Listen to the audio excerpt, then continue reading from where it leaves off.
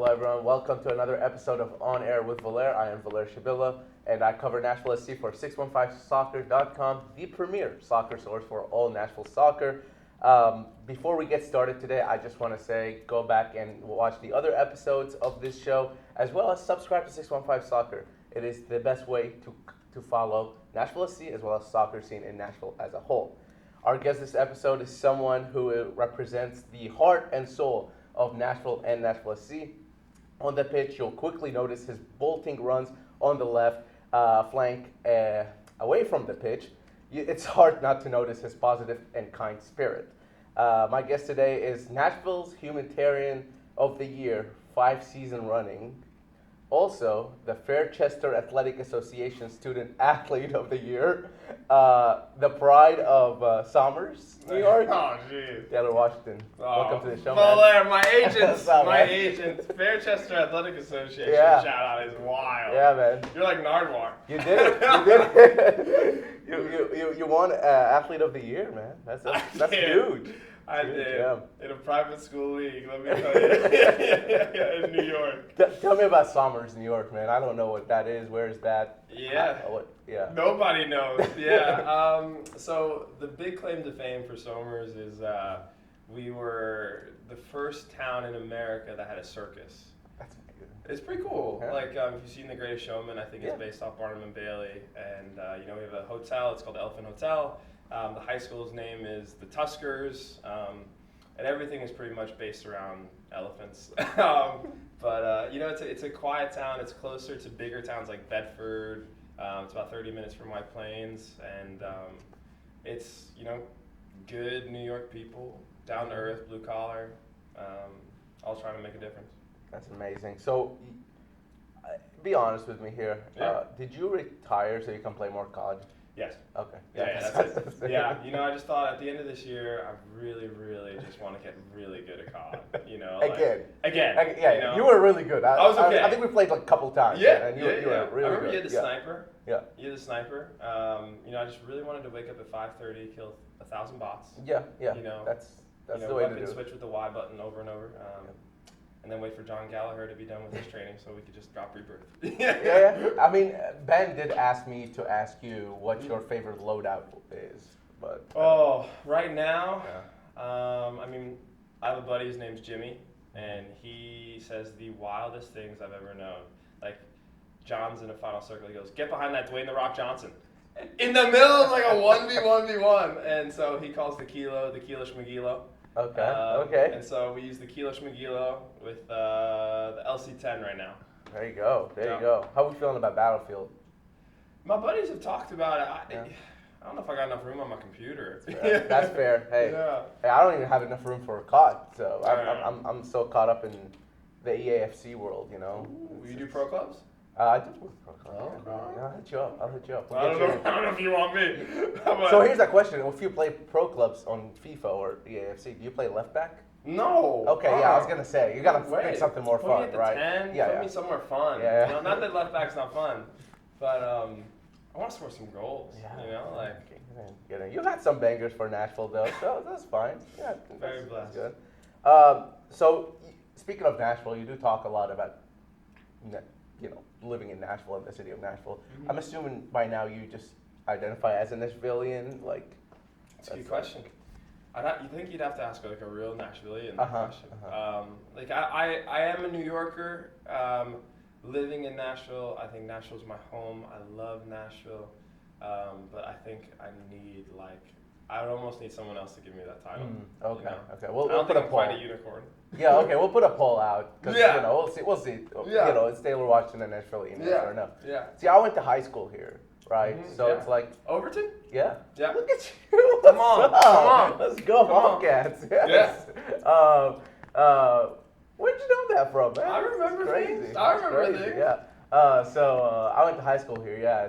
But that was my freshman year. Was my first year living here, right?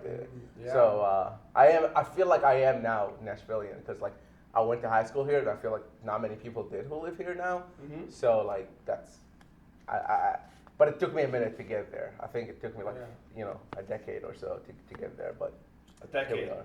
All right. I think so. I think like you need a solid decade to live somewhere to be like, I'm from there. Yeah. You know? Like, Yeah. I agree with you. So, are you still repping East Nashville? I don't. I'm repping East Nashville. Yeah. At the end of the year, I will be moving. I've lived in this house for 3 years. It's time for me to move on. Have a new chapter. So I'm looking in Germantown. Okay. I got 2 dogs. I think going back to an apartment would be a good vibe.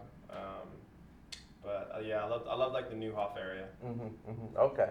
Well, anybody has any good recommendations, you know where to go. Let me know. I mean, yeah. Let me know. Yeah. Also, like a few months rent free would be great. Yeah. I mean, hit up my boy, man. Get him some free rent.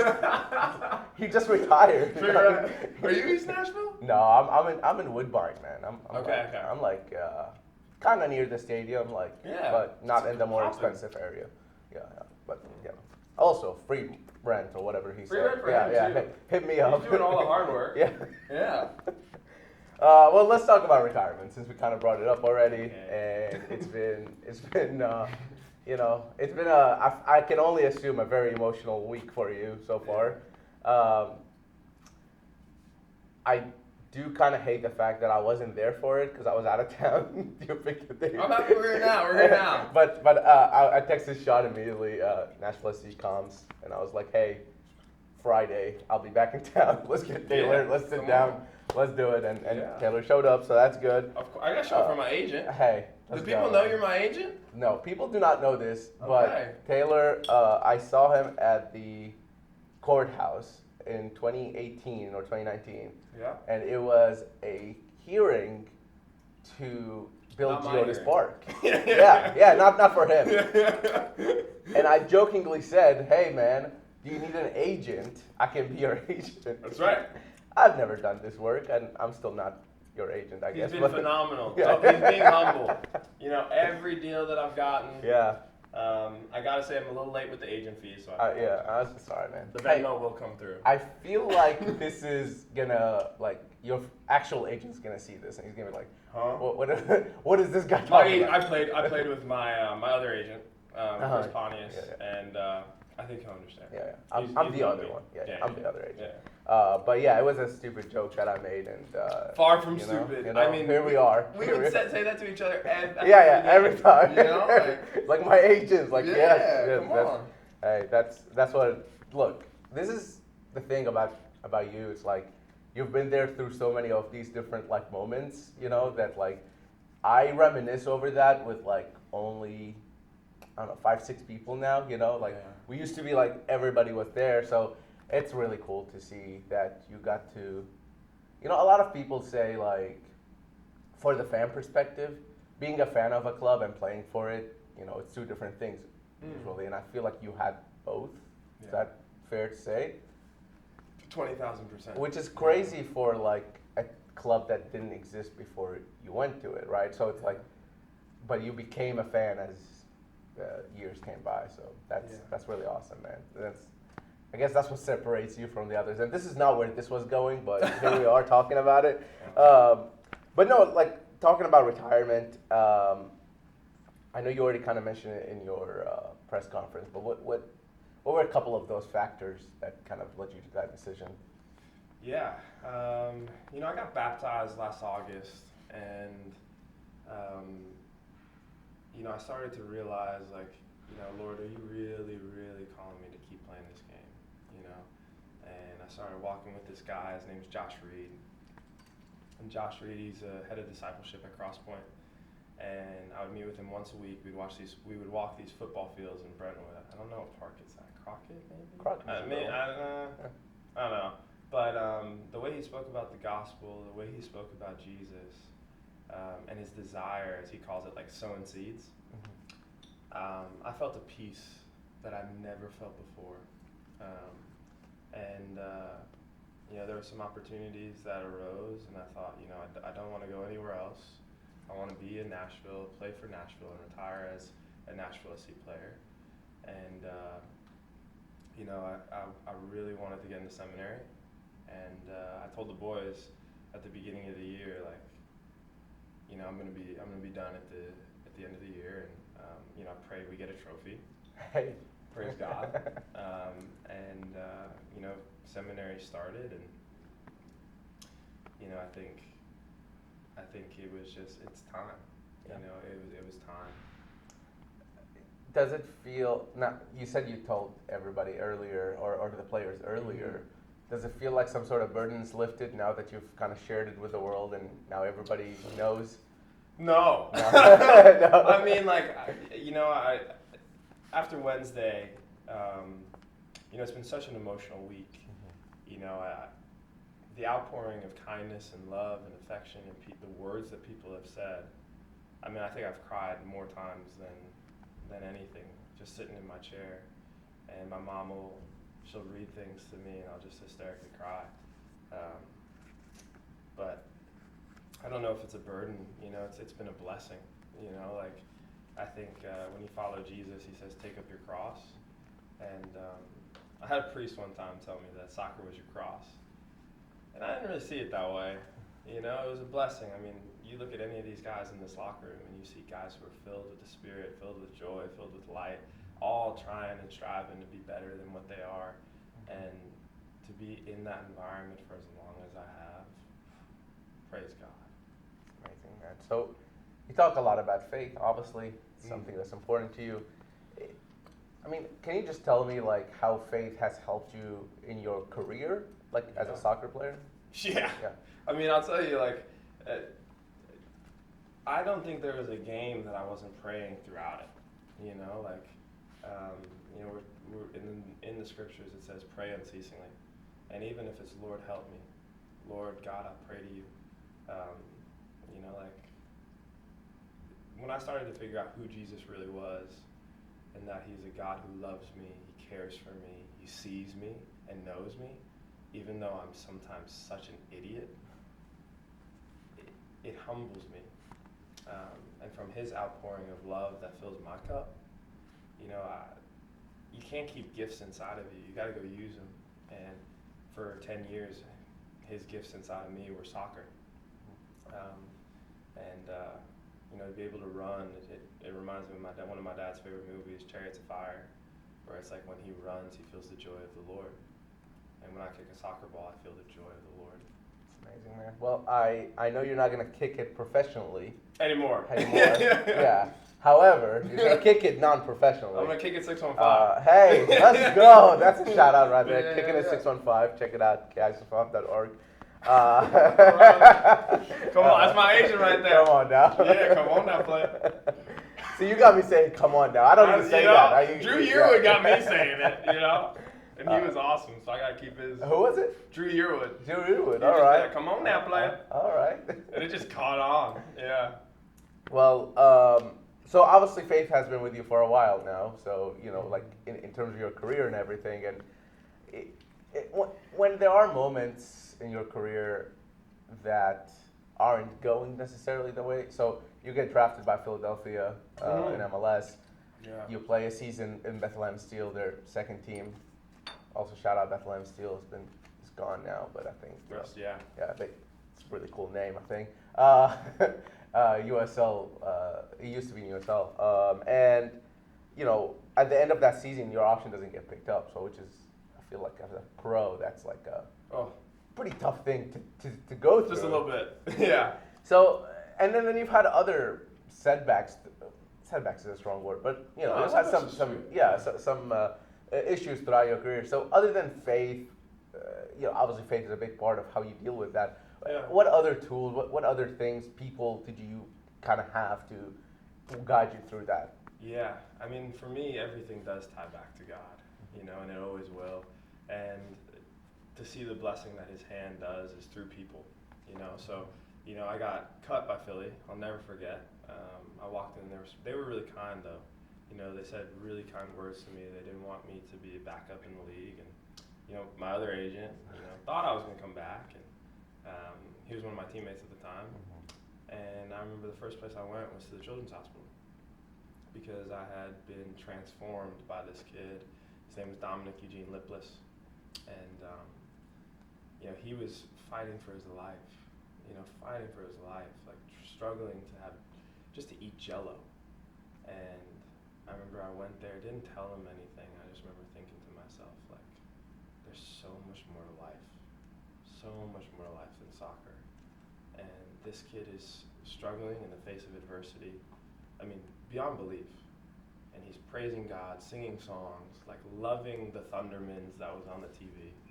And don't get me wrong, he cried and had struggles of his own. He's an 8.5-year-old kid. But God showed me that the people that he invites into your life, like, do life with them. You know, like, when I left Philly, I had a roommate, his name's Victor Soto, one of the top players at Akron. And, you know, we did hot yoga together, we hung out every day, like, we were more than roommates, like, we were brothers. And, you know, like, I could go, like, story to story of the people that God introduced into my life, and, you know, they help you rise when you are in a setback. You know, they call you when you least expect it, and it's like, it gives you life. So I think, you know, I wouldn't be here without the people that God put in my life. And I could talk about every single guy from USL to MLS to, especially my mom and dad. You know, my mom is the person I call every single day. She's my best friend. She's with me through the highs and the lows. And she tells me the truth to God, you know. And I guess a good Irish Catholic mother does. She doesn't let her son wallow in his wounds for too long. You know, she says, okay, rise. Let's get up. Yeah. And then that's what you did in a lot of ways, career-wise at least, you know, going to Pittsburgh for a season after a setback, like we talked about in Philly, and getting that, you know, playing well there, playing a lot there, and earning that call from Gary Smith, or that text from Gary Smith that you talked about. Yeah. You know, I want to fast forward a little bit because not that and maybe I got all the time. I'll do this all day. Yeah, are you kidding me? I'll talk with you. I want to talk. I want to talk about the. Shout out Ken's. I want to talk about the sort of more the player aspect of things. You know, like on the pitch stuff, and you played a few seasons in USL, 4 seasons in USL, and you've also played in MLS, obviously. And not many players have that perspective. I feel like, you know, if you're an MLS player, you kind of start off as that, and you kind of end your career as that, right? So, it is because of its nature as a league. Is USL a bit harder to play because of you don't get as many amenities as? Oh, you mean the lifestyle? Just overall, because that all affects the play, right? I mean, you can't be your best self on the pitch unless you can. You can. I think you can. I think. You know, like, if we let our external circumstances determine us, we're only going to be defined by them, you know? So that's why I think it's more internal. It's an internal strength. It's an internal mindset, which is why we have people around us, you know? In Pittsburgh, I remember our per diem was like $10, you know? And looking back, I was thinking like, oh man, this is awesome, you know? Yeah. And now, like, my per diem is vastly different. You know, it's vastly different. But if I hadn't been there, I wouldn't be able to appreciate what I have now. You know, I mean, we were on a sleeper bus, driving 8-9 hours. You know, like, and you had to get there early, 30 minutes before the bus was going to even be there, to get your proper bunk. Now we fly on a private tarmac, and it's a whole plane to ourselves. You know, like, I think it's like any story, like. The Lord showed me things, and in the moments, like, was it tough? Yeah, being in a shipping container, but like that was what it was. You can't change what's right in front of you. You know, you have to face it head on, and I think you have to face it with faith, and do the best you can in wherever you're called.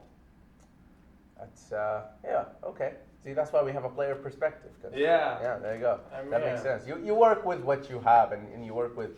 You've clearly done that throughout your career, but a lot of people still don't get that opportunity to have that jump into MLS, into the nicer plane or whatever, or a plane, I guess. We're in the Avengers complex right now.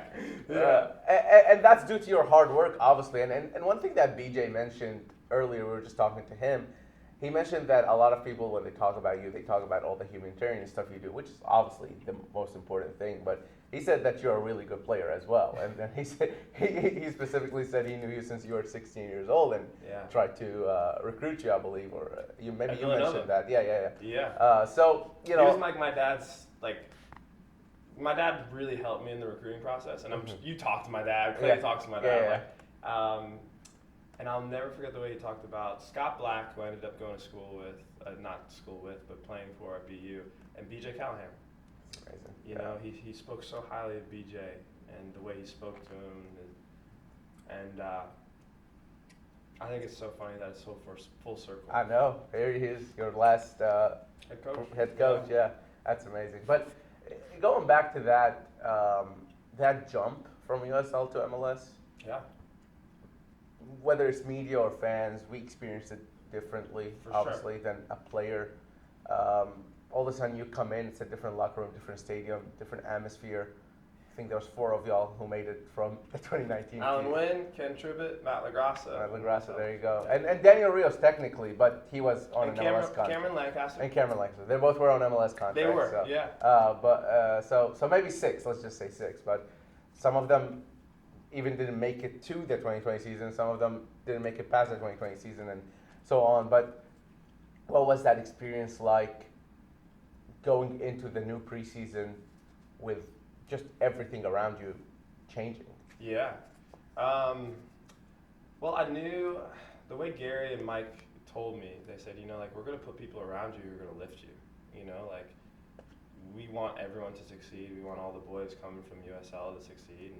And they specifically highlighted Dax, and Dan, and all these guys. And I just remember we were a new team. We have guys from all over the world, coming in. But there was this sense of chemistry that was really beautiful. I think we were doing pickup soccer at Ensworth, and Joe Willis and I were talking about, we were plant-based at the time, and relationships started to form, and everyone lifted each other. You know what I mean? Dan Lovitz has been the guy who's helped me, understand the speed of the game, understand how and to look at certain things differently. And Dax just putting his arm around me. I remember, I'll never forget, we're driving back from one preseason game, or practice, and he said, I feel really good about the left side, I feel, we got Danny, and if God forbid anything ever happens, you can come in and I know you'll do good. And it's when you have that confidence and that assurance, it's bro, you can play free, everyone believed in one another. So even though the environments were changing, and the expectations were changing, we were surrounded by guys who all wanted us to succeed, all wanted the team to do amazing. And it helped that the head coach is the same. Are you kidding me? Yeah. Gary was, I love Gary. I could tell you story after story of Gary calling me a dumpling. A what? A dumpling. A dumpling. Okay. Yeah. And I loved it, the care he showed for me, the belief that he had in me to take me to MLS. And Steve Guppy, he would work with me for 45 minutes before, after, there's a reason why I would go down the line and cross, and it was the investment that people put into me and other players. One of his guys ended up at Celtic, Alistair Johnson, right? So, yeah, I always think it's the people. So obviously, you start your MLS season. There's COVID. There's all that stuff. But I'm skipping over it because, I feel like you don't want to talk about how good I got at Call of Duty. How good you get at Call of Duty? Dude, that was nasty, bro. Yeah. I honestly I was in seminary class last night, and one of the kids, his name's Ethan Day, and the first time I met him, he was telling me about his COVID experience, and I said, jokingly, I learned how to pray, and it was true, I did learn how to pray, but he's like, oh, dude, me too, I was like, oh, he means he's like, I sat in stillness with God. Instead of asking for things, I understood what it was like to sit in stillness. And I was like, yeah, I played Call of Duty, and like I repented about like yelling at the controller when it's not the controller, it's me. Yeah. Yeah. I think we played during that time. Yeah, we did. I think you were so much better than me. I've never been good at shooting games. So yeah, I remember that. No, I wanted to skip COVID just because I feel like people have heard that. People have we've talked about it so much in that 2020 season and everything. But for you as a player, maybe looking forward from there on out, did you start assuming a role of maybe not necessarily leadership, but just more so like guiding new players in? Now as you started having the most time in Nashville as new players came in, were you telling players about where to go, where to live, what to do, anything along those lines? I guess. I mean, I remember when Jack came into town, he made a group chat with all the rookies, and we just talked about life and talked about what they wanted, what they were looking for in terms of an apartment or this or that. But I think it's just we all do that. We all just are just teammates. We all share our experiences where we lived, and I think when guys hear oh, this dude's been here for quite a bit, they go, where do you think we should live? Yeah. I was like, and I lived in North Nash during the pandemic, and I had no idea what North Nashville was like. And 4 years ago, North Nash was very different than North Nash now. Yeah. I mean, there was drive-bys and crazy stuff. I prayed a lot, let me tell you. But you learned how to pray. Yeah, but I think that's I'm just doing what our culture does. Welcome guys in and make everyone feel like a part of Nashville SC is truly family. And so throughout your earlier seasons in USL, you played 30 plus games pretty much every season. Yeah. Going into MLS, that number maybe declined a little bit. Yeah. I've heard players just talk about match sharpness and being able to having the ability to play consecutively and having the ability to play games in order to stay at their sharpest. So was it hard trying to when your numbers called to be at the top of your game when you're not playing maybe last week or something like that? Nah, I'll be honest. No, that's why we play. That's why we train every day. That's why our preseason starts on January 10th. Mm-hmm. I think I wouldn't be doing my due diligence if I wasn't pushing Dan and doing my best to try and be the number one name on the team sheet. But also we step out on the field to do the best that we can and glorify God in everything that we do. Going through the motions doesn't please him. And when your name is called and the gaffer calls you and he says, Taylor, we need you to play wing back. Daniel's got yellow card accumulation. Great BJ impression. Yeah, that too. Yeah. But even BJ last year, he sat me down. He said, I want to give you an opportunity, and it was against Cincinnati, and I hadn't played, but I felt the Holy Spirit. I felt the Holy Spirit the day before. I remember feeling strong and making runs and understanding why we run in behind with time on ball. And Dan Lovett's always telling me get in the box, and it was the reason why. I was able to take a half touch that maybe not was a full touch, and Sammy could finish it. It's an assist though. So thank God. Yeah, we'll take it. I have a little segment for you here with some pictures. So I'm going to give you this device right here. It's not sponsored. No, don't look at the logo. Apple sponsor. It's Microsoft. Hey. Now we said both companies, and neither of them sponsor this show. So you can swipe after this picture. There are 5 total pictures. But what I want you to do is just tell me what do you feel, how you feel, what this picture means to you. Yeah. What this picture means to you, and what sort of emotions you're feeling. So, okay. Here we go. This is the first one. Oh, wow. Yeah. This is my mom and dad at my draft. La Fontaine in Somers, New York, where my grandfather was still alive. My high school coach came, and I didn't even know what to expect. I just knew I was drafted by the Philadelphia Union, and to go to Florida in a few weeks, and I was so happy, so happy. But I was also the real work starts. I was like, I can't have too much calamari. But these two people, these are my parents. Like, these are the people who, like, do I have time to talk about this? Mm-hmm.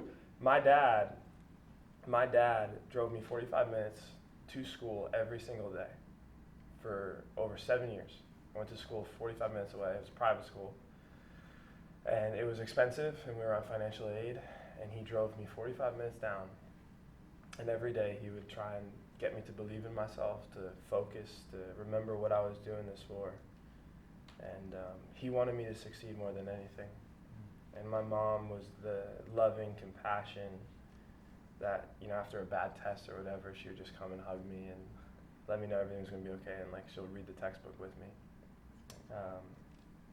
And, I mean, like, they sacrificed so much for me. So much. Not just, like, monetarily, but, like, of themselves for their son to be in a spot where, I've had a 10-year career because of them. So, yeah, my parents, they're flying in today, so I'm really excited. Amazing. I'll show them this clip. Please. Oh, please. Oh, gosh. Okay. So, shout out. This is hilarious. I ran track my senior year at Rye Country Day. And so I don't know if a lot of people know this, but I'm half black. And I did not know anything of what I was doing in the long jump. Like, I didn't even mark out my steps, but I was just like, I'm going to do the long jump. Yeah. And so I somehow ended up at the Laux Games, which is this big track and field event. And Invitational. Yeah. And I got 5th place. And I ended up on the podium. And I'll be honest, my coach for Academy was really mad because I didn't show up the next day because I had more events to run. But yeah. Did you know that you set the school record for long jump? I'll be honest, we all set the records that first year. It was the first year ever. Like, our private school was so progressive and like very, very, high echelon. Like, it's a top 10 private school in the country, academically. Okay. And, every week is a newsletter, and they would say, like, Julie Shannis broke the 100-meter record. And it's like, that was our first event. That was the first time. I it's like 200 meter. Okay. Yeah. Well, but I don't know if it still stands, but. Did you actually do track, play basketball, golf, and soccer? Yeah. How'd you find time for this? Yeah. I love sports, man. Yeah. God's given me gifts in sports, and I still debate this with my mom and dad. Like, I was a better baseball player than I was soccer player. Really? Yeah. Okay. Yeah. I was a shortstop. I had good hands. I could hit to get on base. Rye was rigorous academically. So that's the school you went to, right? Yeah, that's where I went. Rye Country. Shout out Rye Country to go Wildcats. There you go. You shout out my high school. You shout out your high school. Yeah. Let's go. But yeah, basketball was JV and a little bit of varsity practices. Golf was varsity golf. Track was varsity, and then soccer was. I'm assuming. I was on varsity, 4 years. All right, next one, man. Oh, dude, my boys, yeah. Sean Cote.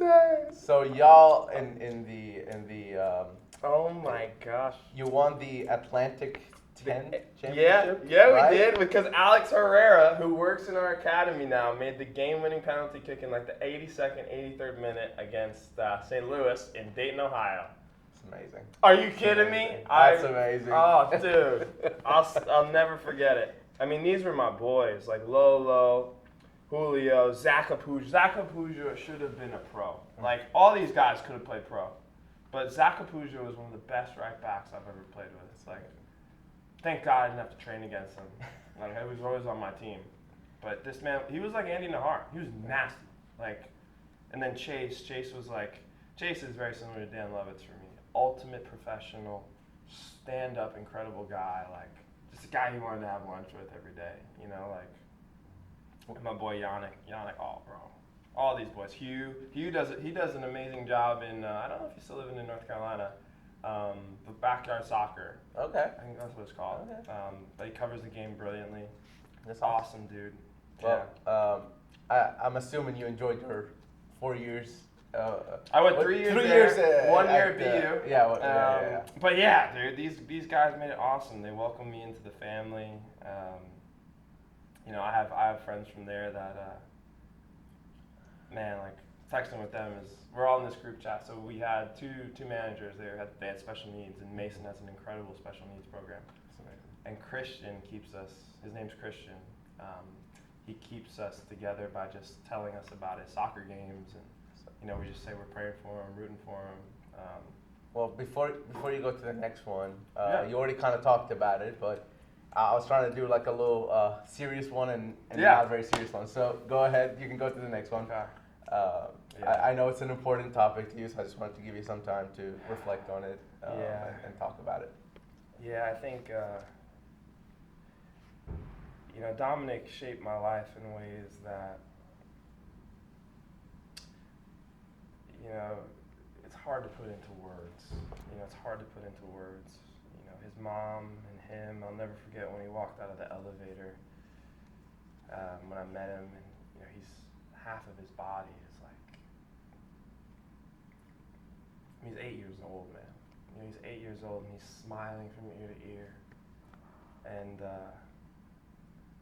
people would, I remember it kind of bothered me. People would come up to me, "It's so great what you're doing with that kid in Philly, man." And I'd be like, I don't think you even understand. Like, that kid is radiating the light of God in ways like I feel selfish going, because like every time I go I feel changed. Every time I go, like, we just have the best time ever.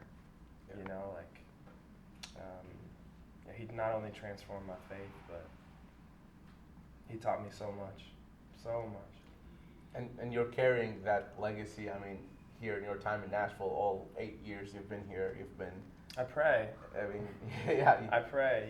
He lived in such joy, and I found this term. It was called Karam Deo, and it means to live in God's presence. And I thought Dominic lived that in a way that I had never seen before. And I was there when he died, and I made a promise and a vow that I said I will live every day in joy. And I know I've learned we hold joy and grief in both hands, but the joy of the Lord is my strength, because it was His too. It's amazing, man. It's amazing. Well, that's about it for serious stuff. So we can chill. Did you see the last one? I guess it's serious too. Dude, I mean, like, we could. This is where you gotta zoom in on everyone's face, right? Like, like Eddie. Oh, bro, Eddie is just Eddie. So happy. So, man, what a great addition he's been. Like, Teal dancing. Oh my God. I mean, Sammy dancing. Brian, vamos a la playa. Alex Mule doing his thing. Gasty celebrate. Like, this is just. I mean, to look at that trophy. I mean, like, to think in all my 8 years that we would win a trophy. Like, praise God. Not just for us, not just for the people here, but you can think about the people behind the camera, and all the faces and all the fans that traveled and were watching in the Publix Plaza. Like, it really, I think soccer is used by God to unite and bring people together. And it's beautiful when you come around to win like that. Like, praise God.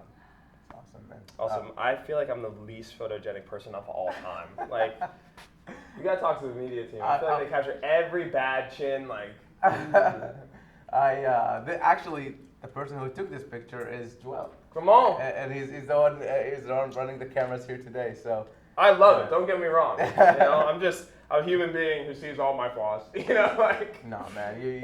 I think you look great in that. Everybody else looks. Oh, we're just celebrating. It was a good vibe. I was watching from afar. Well, you were in the press box. Yeah. Did you see me and Wyatt banging against the? Dude, we got into trouble. Ben tapped me. He was like, "I think he's gonna fall out of his chair." Oh, we put the chairs up on the desk because we couldn't see. There wasn't enough And I'll never forget that game. Like, just my heart was racing. Like, I was praying Oh yeah. I just couldn't stop praying, and then, like, it was just like pacing back and forth, like,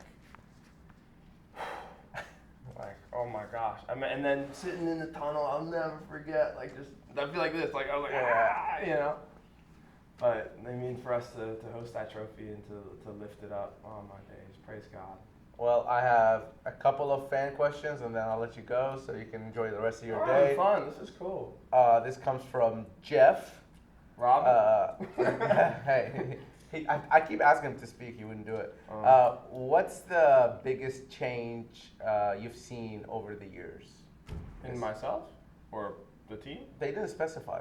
Answer it however you like. Oh, boy. I think from an organization standpoint, you know, we were a team and a foundation. We were finding our foundation. You know, like I think every year we were building upon it, building, and just like anything that's being built, like it takes time. You know, Rome wasn't built in a day, but you know, I think this trophy is going to be, you know, a very firm pillar, because the other pillars that led to winning it will create and continue to build a culture that will transcend the city. I do believe that. And I think soccer in Nashville, I think, has changed. You know, like, yeah. I mean, I didn't really realize how big soccer was going to be when I moved down here. You know, I came from a soccer hub. You know, like everyone played soccer, and then I came here. I was like, wait, everyone plays soccer here. You know, like, so I think for Nashville SC to be a central point, like the World Cup's next year, I think soccer's going to boom in the city. Music City gonna be Soccer City. Well, speaking of Music City, comes from S. Gill Music. They asked, how does it feel to have Landon Donovan as a doppelganger? I don't know if you saw his hair. I saw that. I got tagged in that. Yeah. I mean, if I'm ever in a conversation with Landon Donovan, I think I'm in good company. So, yeah. This comes from Ronan. Of all the stadium you've played in, at any level, and for any reason or a combination of reasons, which is your favorite away stadium you've played in? Ooh. That's a hard one. I'll allow you to have two if you want. Okay, thank you. Toronto is one I always loved. I don't know why. Okay. I always had really cool like stories playing there, and I always had an opportunity to start there. And the hotel was always phenomenal. Like we stayed at the St. Regis, we stayed at the X. It was upper echelon nice. Wow. And then the atmosphere there was crazy. Like their fans were into the game. You're right on the water. Like it was really cool. Like I loved it. And then for me, it's a tie.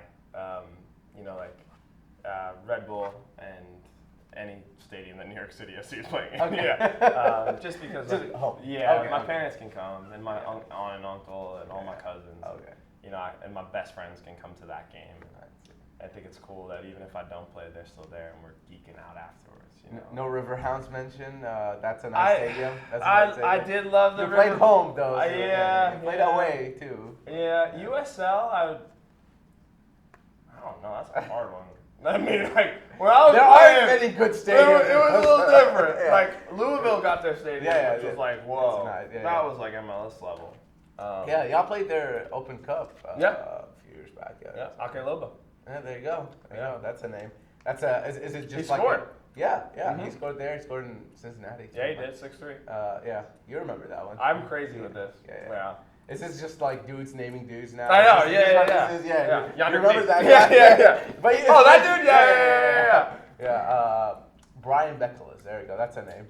Brian Bekeles. He did the coolest thing one time. He came in a Superman onesie. And he danced around. I don't know if it was Halloween, but he just came in and made us all laugh. Yeah, y'all got to get more in the locker room. I have so many stories. Oh my days. Oh man. Well, I would love to bring you back on. We might have you on another show or something, so you can tell us all those stories. But for today, I'll let you have. I know it's probably longer than ever, but like. Hey, no, it's all right. I think Sean's might have been actually longer. I don't know. We'll see. Shawnee D? Yeah. Shawnee D. That was a good episode. Go back and listen to that if you haven't. I want to give Shawnee a shout out because of all the teammates I've played with, I remember I used to tell him like he has this light that you just want to be around him. And for some beautiful reason, he also like he just wants to be around you and build you up, and like he wants the team to win.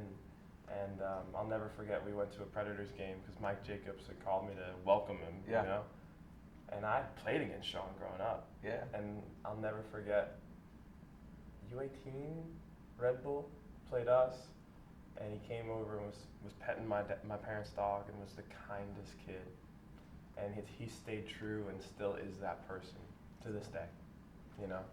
Well, So shout out Mr. D. classic, Davis. classic Taylor. that's all- Ending giving praise to somebody else. I But do you love have him. any other messages? Anything you want to say before we wrap here? My agent, I'm sorry I couldn't get you another deal, but I can give you a whole lot of prayer now. Yeah. But I think, thank you guys. You know, I think it's really cool to see, you know, you guys who were fans. Like, I gotta call you super fans. You know, you, Clay, Ben, like you guys were these guys tweeting about us. And I'll never forget, I got so upset. I had breakfast with Ben, and then he tweeted like, I don't know if Washington should start and this and that. And I was like, well, I didn't have lunch with you, so you'd say nice things about me. But, you know, like to see what you guys have done and a love for not only Nashville, but Nashville SC. And now you got cards with your own name on the cards, it. you know. It's big, man. So I pray that you guys are able to continue to grow and cover the game in greater depths. And thank you guys for caring so much about us. Thank you, man. Appreciate you. One love. Let's Yeah, go. bro. Let's For go. sure. My agent. Thank you, everybody, for Do watching. we need to terminate the contract? Yeah, it's New gone. contract It's of gone, friendship. Yeah. Yes. Hey, that's better. It's better. Yeah, Less yeah. business. Shout out to Clay Trainum for all the research. Keeping boy. us. He got that picture from the track meet from I believe your dad. Dude, Clay is like the coolest dude. I think my dad talks to Clay more than he talks to me. You know, like. So I appreciate Clay for that. Thanks to Johel for incredible work with the cameras coming in on short notice and filming this. We highly appreciate his work. Thanks to the NSC comms team for everything they do, of course. It's Ken, who just got married. Come on. There you go. Congrats. And yeah, just everybody else watching, you guys keep this going. And thanks for your watching and supporting and subscribing to 615 Soccer, because you guys keep this going and we want to give you more. So make sure you're subscribing, 615soccer.com. We'll talk to you soon. Let's go.